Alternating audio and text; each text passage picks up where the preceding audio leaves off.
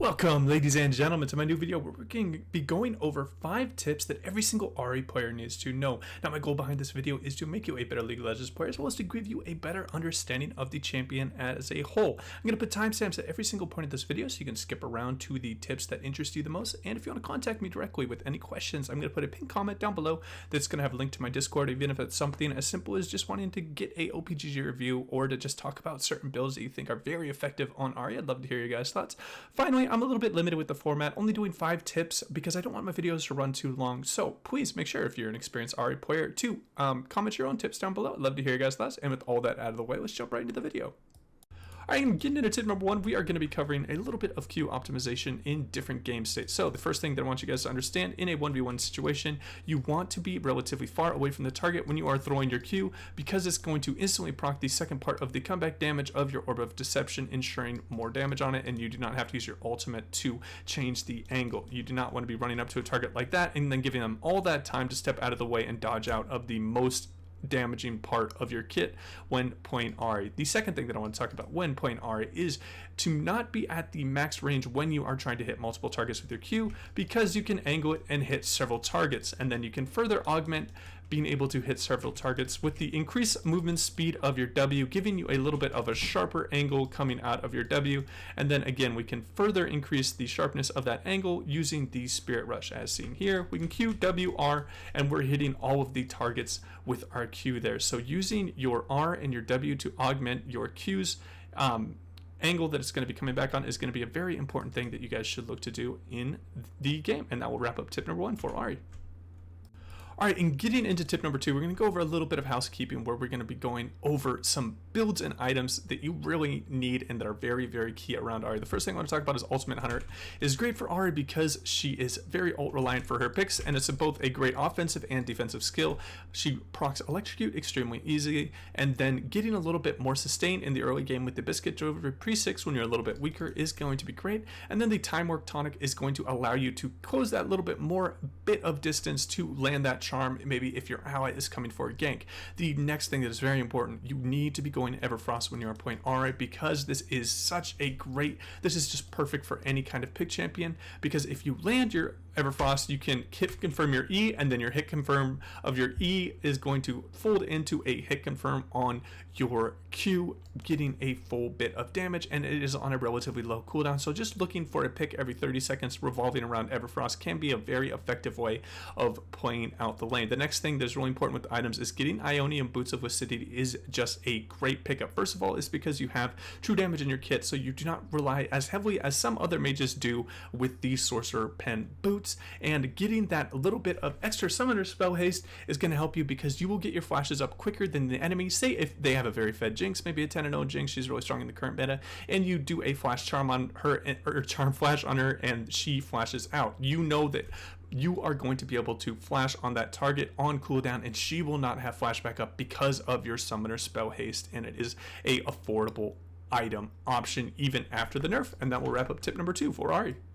Alright, and getting into tip number 3, we're going to go over a couple of very important things that you need to know before taking Ahri into ranked. And the first one is that everyone should be able to perform on Ahri is a E flash, where you're extending the range and you are giving them a very limited amount of time to react to your E charm. You can also do a Q flash if you're just looking to get that little bit of extra damage on that enemy target in as quick of a manner as possible. The next thing you can look to do, if you start becoming a little bit too predictable and you're doing an R into E and people are always looking for that R, and then the charm, you can look to hide your E animation and sound cue within your R, as seen here. We're going to go ER, and the heart is pretty much on your skin the whole time, and if you are running like a pink skin, like maybe like a challenger Ahri, you can further hide it in the colors of your own skin. If you want, you can also hide the Q, as you can see here. We're going to go QR, and you can hide the Q in that as well. That is obviously not the most optimal way to do it, because you don't get the extended range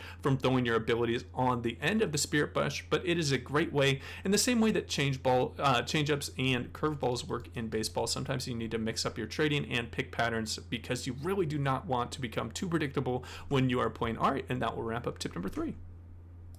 All right, and getting into tip number 4, we're going to talk about how you can play around these strengths that Ahri has. Now, she might struggle a little bit. Once maybe she gets a kill or two, your enemy laners start playing extremely passive and they look to be playing at maybe their max range to look to farm. A very common example is Ahri has a distinct advantage over Victor because she's able to dash in and out of his very obvious play pattern of throwing out his E and then dashing out of his R damage. So how you can look to really punish these kinds of lanes is to feign a roam to the bot side, and if you are in lower elo and in the solo queue games, they are going to get flamed if they do not follow it. So you need to really augment these fake roams with both a sweeper and a control ward, setting that up, and generally they will not take the super safe pattern of going through the backside. They will most likely be using these little corridors, and this should make for a very easy combo and all in on champions. And then obviously on this side you can look to just sit in this bush, but it's very important.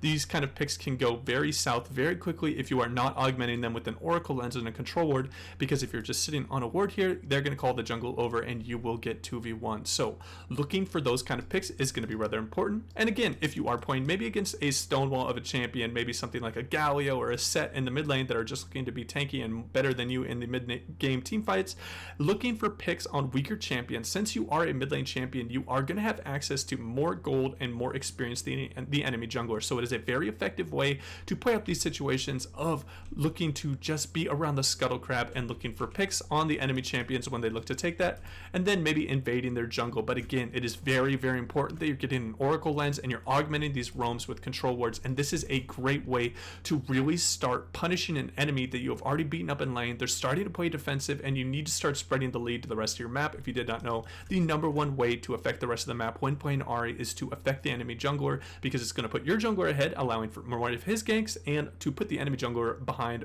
making them focus a little bit more on farming and less ganking, because they're going to play a little bit more scared, thinking that Ahri is just going to be in every bush around the corner. And that will wrap up this tip for Ahri.